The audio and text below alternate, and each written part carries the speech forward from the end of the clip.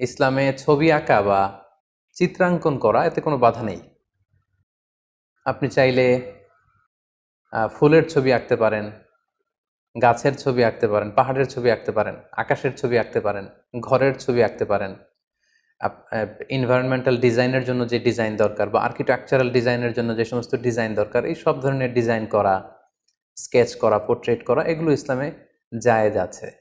শুধু নিষেধ যেই জায়গাটাতে, সেটা হচ্ছে প্রাণীর ছবি অঙ্কন করা, যাতু আরওয়াহ, যেগুলোর রূহ আছে, দি রুহিন, প্রাণীর ছবি অঙ্কন করার ক্ষেত্রে ইসলাম আমাদেরকে নিষেধ করেছে।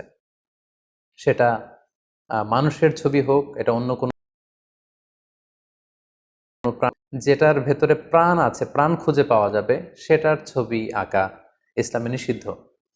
কিন্তু প্রাণীর ছবি ছাড়া আর যে কোনো ধরনের ছবি আপনি চাইলে আঁকতে পারেন।